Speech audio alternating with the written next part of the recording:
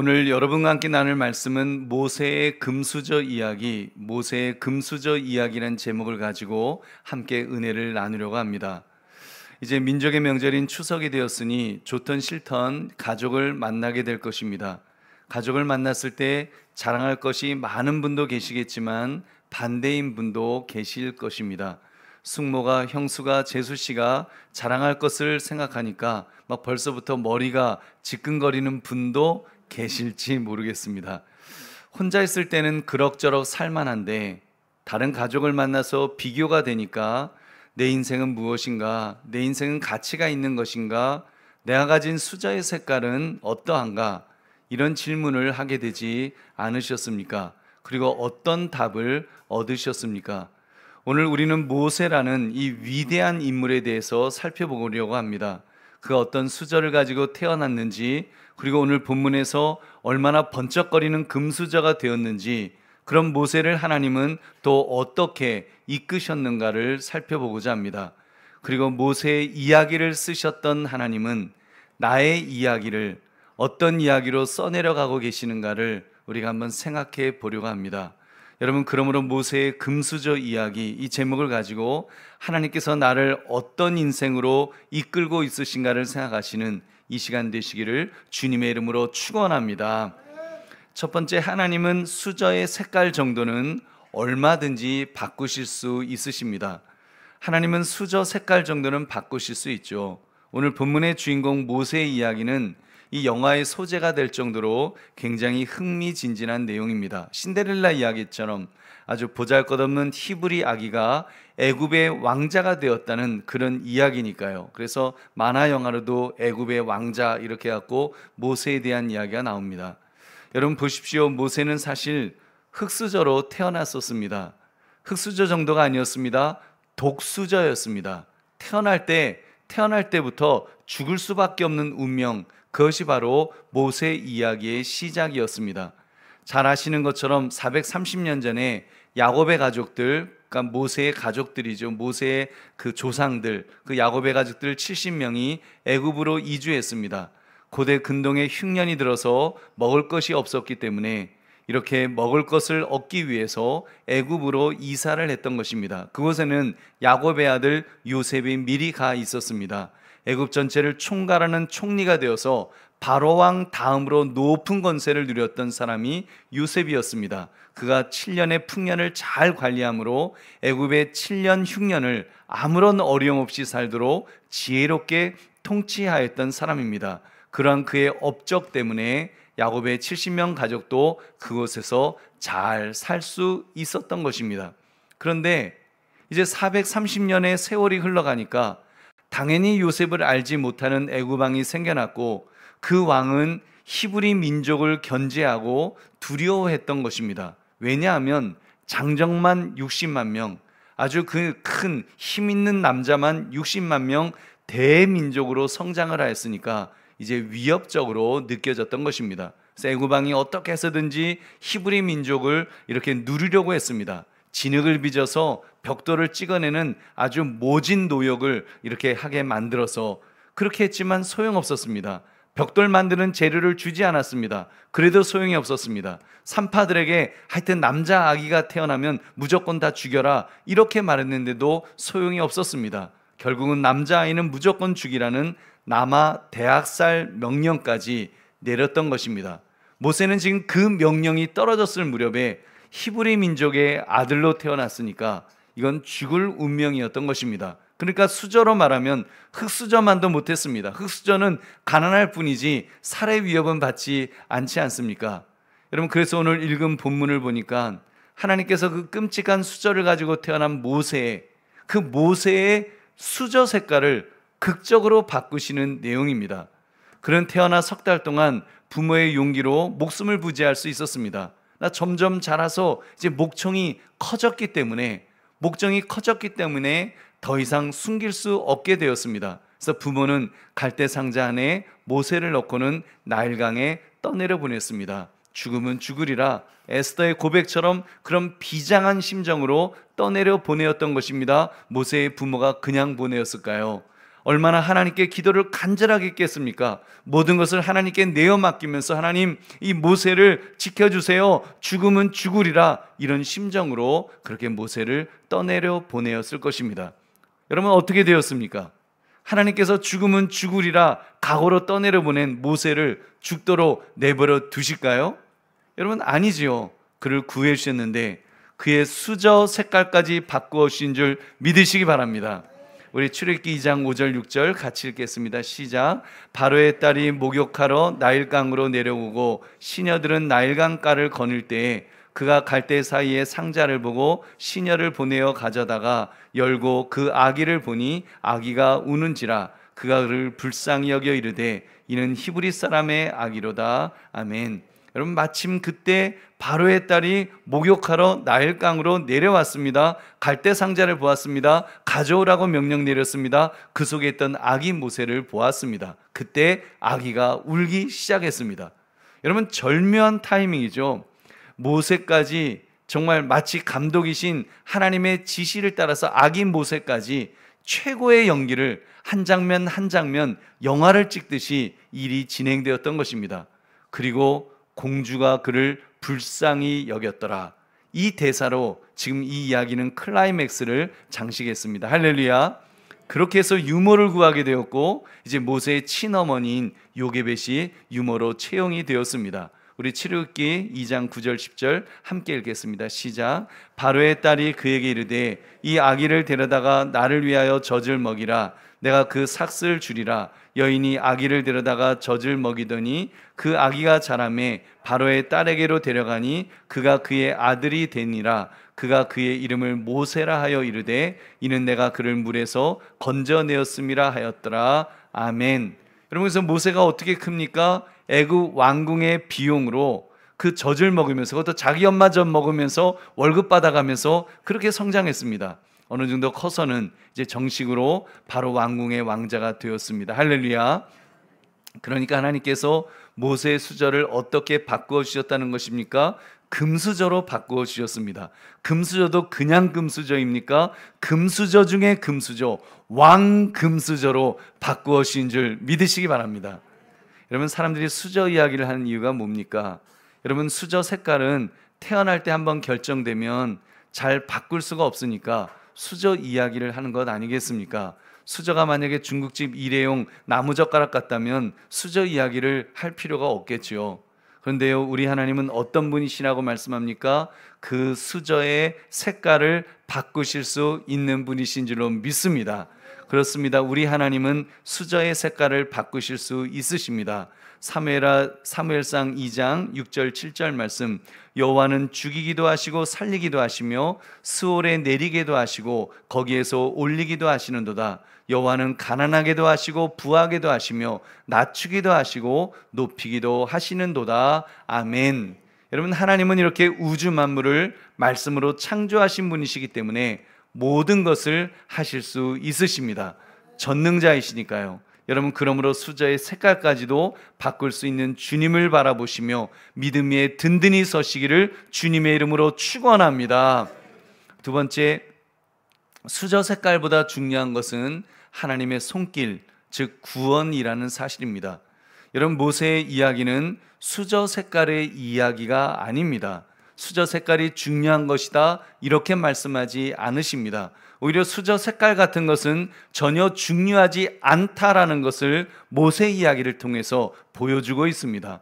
이어지는 성경 말씀 출애굽기 2장 11절을 보시면 모세는 바로의 공주의 아들 왕족이 되었습니다만 그는 그 왕금수저를 누리려고 하지 않았습니다. 오히려 히브리인으로서 자기 민족이 압제당하는 것을 안타까워했습니다. 그것 때문에 애굽 사람을 때려 죽이는 살인까지 저질렀고 결국 수배범이 되어서 미디안 광야로 도망가는 도망자의 신세가 된 것입니다. 여러분, 그렇게 시작된 출애굽기를 보면 수저 색깔이 중요한 것이 그 수저 색깔보다 중요한 것이 있다는 것을 보여주고 있습니다. 무엇입니까? 하나님의 손길, 즉 구원이 중요한 줄 믿으시기 바랍니다. 여러분 그렇습니다. 출애굽기 전체를 보면 모세의 왕 금수저는 아무것도 아니었습니다. 사도 바울의 고백처럼 정말 왕 금수저는 모세에게 배설물과 같은 것이라고 그런 사실을 보여주고 있습니다. 그리고는 그들이 무엇으로 살아갔음을 기록하고 있습니까? 하나님의 손길, 하나님의 손길, 하나님의 손길, 즉 구원하심으로 살아갔음을 기록합니다. 여러분 출애굽 어디에도 수저에 대한 이야기는 나오지 않으니까요. 흙수저라서 뭐 고생했다, 금수저라서 뭐 호강했다, 그런 내용은 없습니다. 대신 하나님께서 이스라엘 백성을 어떻게 구원해 내셨는지 하나님의 손길에 대한 말씀으로 가득 차 있는 줄로 믿습니다.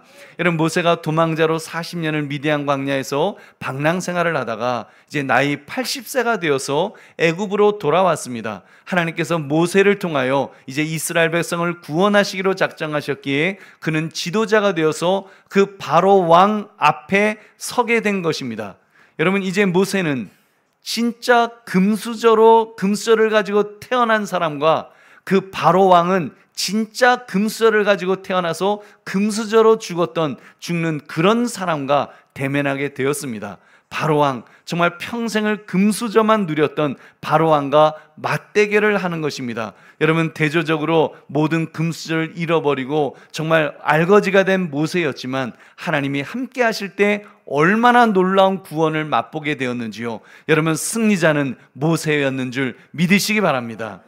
여러분 당장 오늘 읽었던 본문을 보시면 하나님이 금수저를 물고 태어나서 권력을 휘둘렸던 바로왕, 정말 바로의 그 궁정에는 금수저를 가지고 태어난 사람들이 너무 많거든요. 근데 그 중에서도 가장 핵심이 되었던 인물, 권력을 휘둘렀던 바로왕이 하나님의 구원 역사 앞에서 얼마나 무기력한 자인가를 보여주고 있습니다. 여러분 지금 이 모세 시대 때 이 바로왕이 이를 부드득 깔면서 이스라엘을 압제했습니다. 그러나 소용이 없었습니다. 이스라엘 남자 아기는 다 죽여서 씨를 말리려고 했는데 그 이스라엘의 지도자가 될 아이를 누가 구원해 주었습니까? 여러분 누가 양육비를 대었습니까? 누가 그 아이를 애굽의 왕자로 자라게 하였습니까? 공주를 통해서, 여러분 등잔 밑이 어둡다고 애굽의 왕궁에서 그의 손자가 되어서 양육받도록 만드셨던 것입니다. 할렐루야. 여러분 하나님의 섭리가 너무 놀랍지 않습니까? 하나님 안에서는 금수저도 왕 금수저도 배설물과 같은 것임을 믿으시기 바랍니다. 여러분 그리고 다시 말씀드립니다만 모세의 삶에는 수저 이야기는 중요하지 않았습니다. 모세의 삶에 중요했던 것은 하나님의 손길이었으니까요. 하나님께서 모세를 통해 어떻게 홍해를 건너게 하셨는지, 어떻게 애굽 왕의 군대를 홍해 깊은 바닷속으로 수장시켜 버리셨는지, 그리고 그들이 어떻게 반석에서 생수를 얻게 됐는지, 매일 아침마다 만나를 먹게 되었는지, 어떻게 메추라기를 먹게 됐는지, 그런 이야기로 가득 차 있습니다. 여러분 모세의 이야기는 그런 이야기였습니다. 금수저의 이야기가 아니라 구원의 이야기였습니다. 하나님께서 그를 통하여 어떤 이적을 베푸셨는지, 그래서 그가 어떻게 이스라엘 백성을 이끌고 애굽을 탈출할 수 있었는지, 그리고 어떻게 계속하여 하나님의 인도하심을 받을 수 있었는지, 여러분 철저한 구원 이야기를 하고 있는 줄 믿으시기 바랍니다. 구원 이야기. 여러분 이 진리를 잊지 맙시다. 믿음의 사람에게 중요한 것은 수저가 아니라는 사실입니다. 여러분 이 진리를 기억하십시오. 금수저, 왕금수저 그런 것이 중요한 것이 아닙니다. 믿음의 사람에게는 하나님의 손길이 중요하고 하나님의 구원하심이 중요한 줄 믿으시기 바랍니다. 여러분 그러므로 수저 색깔보다 중요한 것이 하나님의 손길, 즉 구원임을 깨달아서 주님만 바라보고 주님만 의지하시기를 주의 이름으로 축원합니다. 우리 세 번째로 하나님은 모세의 이야기가 아닌 나의 이야기에 그 구원의 손길을 기록하고 계십니다. 나의 이야기, 여러분 여러분의 이야기에 그 구원의 손길을 기록하고 계신다는 사실입니다. 그 출애굽기의 시작을 보면 기적이 상식같이 일어나는 놀랍도록 신비한 그런 모세의 이야기가 쓰여져 있습니다. 여러분, 초창기부터 산파들을 통해서 하나님께서 어떠한 기적 같은 이야기로 그 백성을 구원하셨는지를 이야기하고 있습니다. 그것이 바로 모세의 이야기입니다. 그리고 본문은 좀 더 구체적으로 모세의 금수저, 왕 금수저의 이야기를 기록하였던 것입니다. 그런데요, 여러분, 성경에 나오는 이 모세만 이야기가 있는 것이 아니었습니다. 이스라엘 백성들만 구원의 스토리가 있었던 것이 아니었습니다. 여러분, 저에게도, 이 차은일에게도 하나님이 쓰시는 이야기가 있습니다. 할렐루야. 여러분 각자 한 분 한 분 아무개의 이야기를 우리 하나님은 쓰시고 있으신 줄 믿으시기 바랍니다. 보통 사람들은 이렇게 생각할 것입니다. 우리 이야기가 중요한 것이 아니라 우리가 가지고 있는 수저의 색깔이 중요합니다.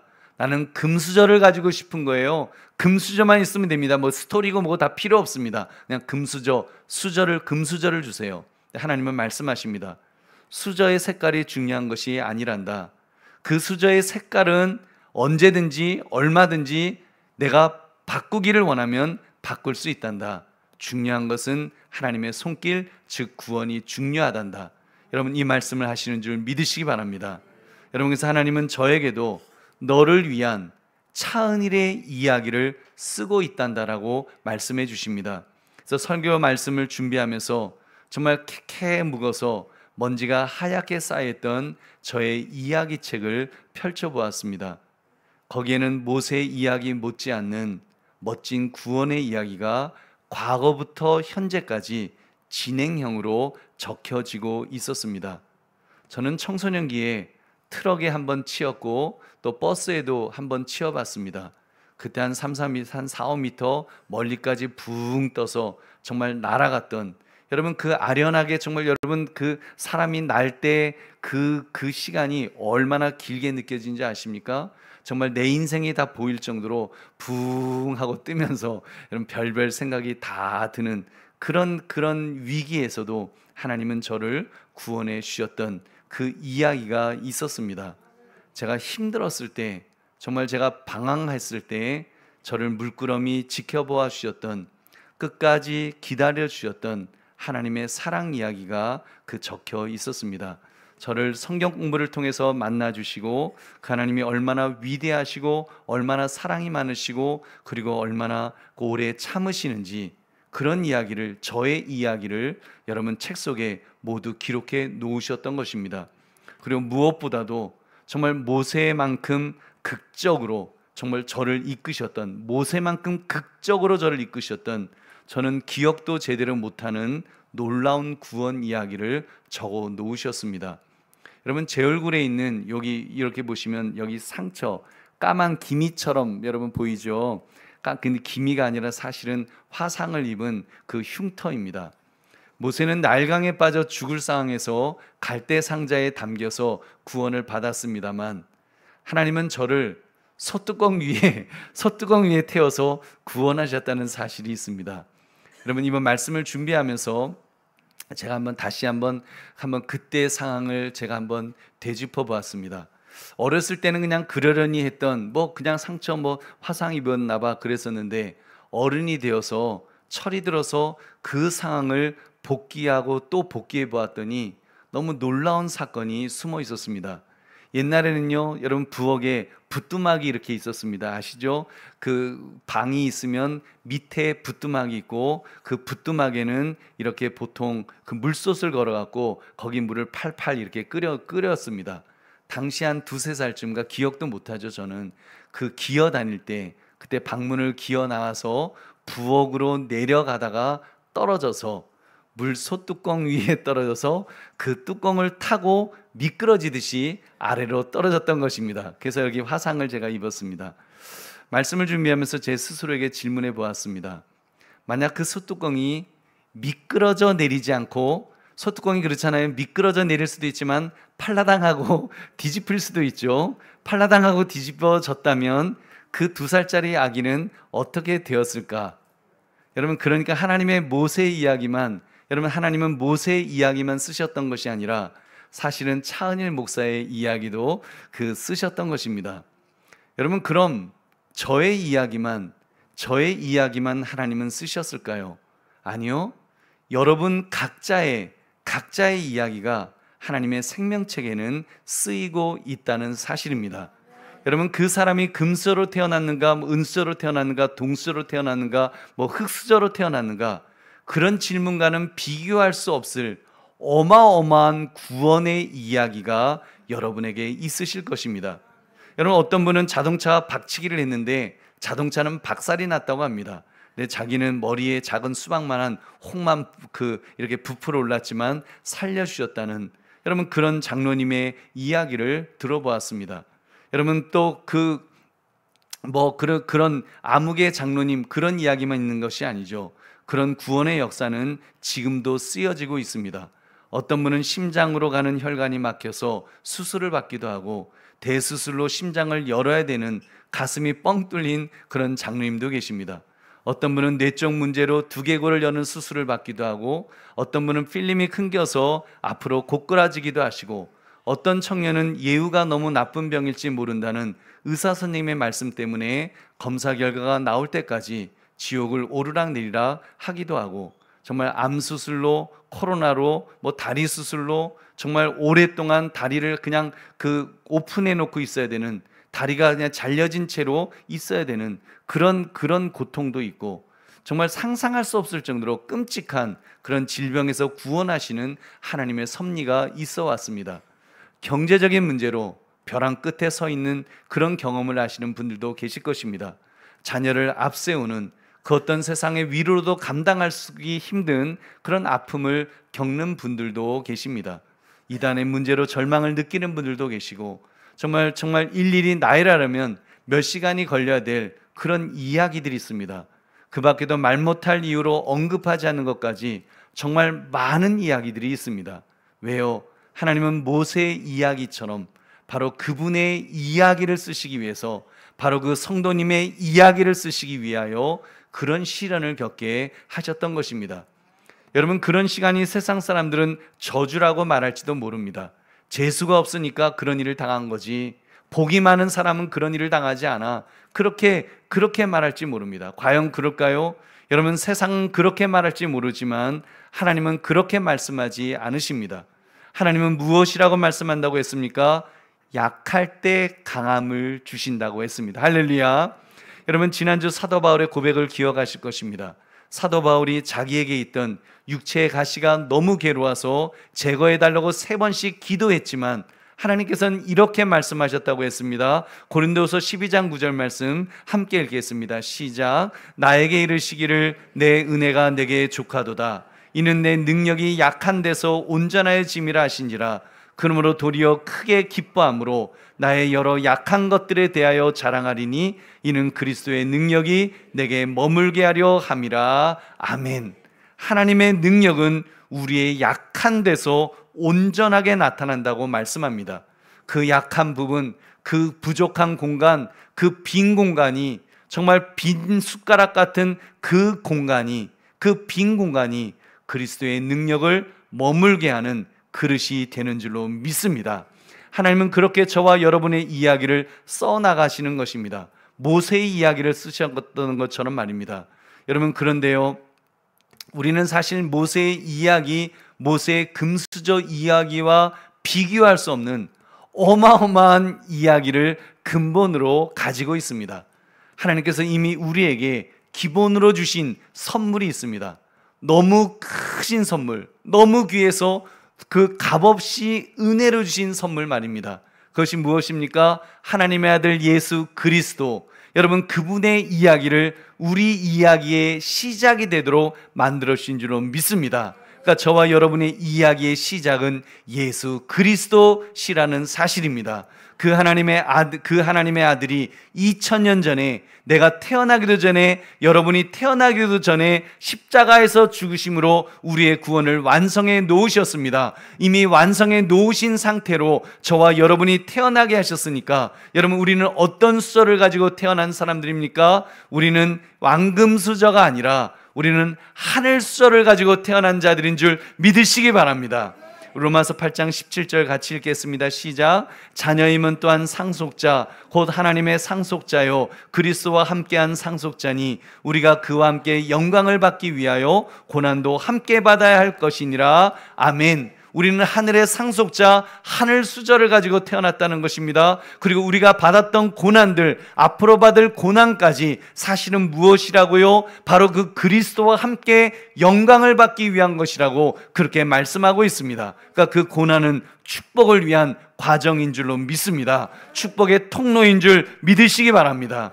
그리고 사실은 하나님께서 이미 우리를 자녀로 삼아 주셨습니다. 상속자로 삼아 놓으셨습니다. 하나님의 상속자요 그리스도와 함께한 상속자가 된 것입니다. 여러분, 이보다 더 놀라운 복이 또 무엇이 있겠습니까? 우리 보배는 성도님들, 모세의 이야기가 아무리 위대한 것 같아도 그는 하나님의 종으로 살았던 인물이었습니다. 여러분, 그와 비교하면 우리 예수님은, 우리 이야기의 시작이 되시는 예수님은 하나님의 집을 맡은 아들이요 상속자라고 말씀합니다. 그렇기 때문에 그리스도와 함께 써나가는 우리의 이야기에는 하나님의 집 천국이 우리의 소유로 주어진 줄 믿으시기 바랍니다. 히브리서 3장 5절부터 6절 같이 읽겠습니다. 시작. 또한 모세는 장래에 말할 것을 증언하기 위하여 하나님의 온 집에서 종으로 신실하였고 그리스도는 하나님의 집을 맡은 아들로서 그와 같이 하셨으니 우리가 소망의 확신과 자랑을 끝까지 굳게 잡고 있으면 우리는 그의 집이라. 아멘. 그러면 여러분, 하나님께서는 모세의 이야기뿐만 아니라 바로 저와 여러분의 이야기를 쓰고 계심을 깨달아서 더욱 믿음 위에 든든히 서시기를 주의 이름으로 축원합니다. 이제 말씀을 맺습니다. 모세의 금수저 이야기, 히브리학이 모세를 애굽의 왕자로 만드셨다는 것만으로도 여러분, 모세의 이야기는 금수저 이야기의 끝판왕이라 할 것입니다.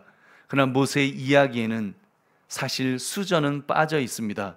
금수저가 없어서가 아니라 금수저가 있었지만 그것도 왕 금수저가 있었으나 그것이 중요한 요소가 아니었기 때문에 빠져 있었던 것입니다.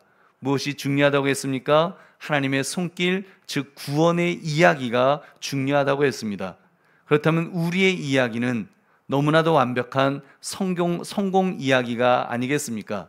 하나님의 아들 예수 그리스도가 개입된 차은일의 이야기는, 여러분의 이야기는 완벽한 이야기인 줄로 믿습니다.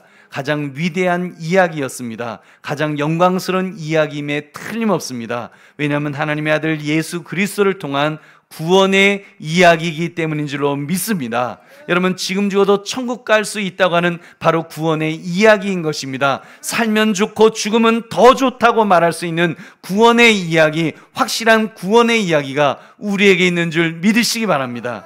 여러분, 보배는 성도님들, 그래서 부탁을 드리겠습니다. 이번 명절에 가족들을 만나서 여러분, 가족들이 그들의 이야기, 그들이 가지고 있는 수저 이야기를 할 때 여러분은 하나님께서 쓰고 계시는 여러분의 이야기를 시작하시기 바랍니다.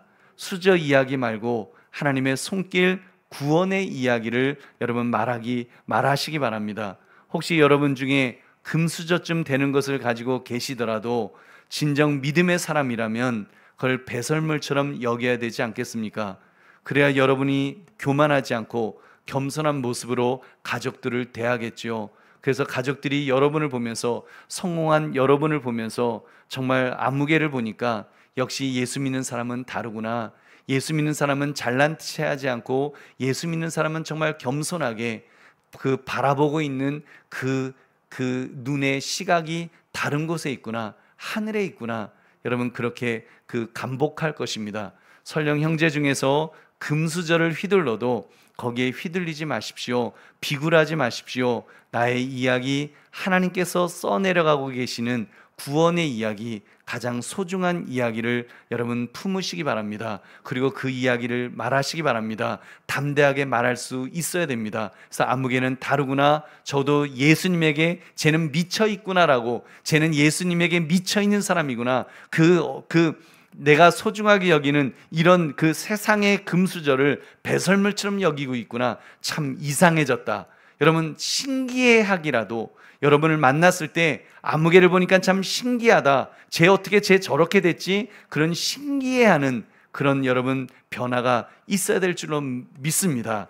여러분, 그래서 만나서 세상 이야기만 하지 마시고 예수님 이야기를 하십시오. 특히 나의 이야기를 써내려가고 있는 예수님 이야기를 해보시기 바랍니다. 그럴 때 하나님께서 역사하실 것입니다. 하나님께서 여러분 역사하셔서 정말 여러분의 이야기만 쓰시는 것이 아니라 여러분이 그렇게 품고 기도하였던 여러분이 사랑하는 그 가족, 형제, 친지의 이야기도 하나님이 쓰시기 시작하실 줄로 믿습니다. 아마 이미 쓰고 계실지도 모르겠습니다. 그 이야기, 여러분이 기도하면서 시작되었던 그 이야기가 지금 하나님이 쓰시고 있는 이야기가 이 세상에 출판될 수 있도록, 이 세상에 드러날 수 있도록 기도해 주시고 축복해 주시고 빛을 발해 주시기를 바랍니다. 그것이 여러분의 사명이라는 것을 깨달아서 여러분 그렇게 그리스도의 편지가 되고 그리스도의 빛이 되어서 이번 가족들을 만났을 때 그런 일을 감당해야겠다 여러분 결단하시는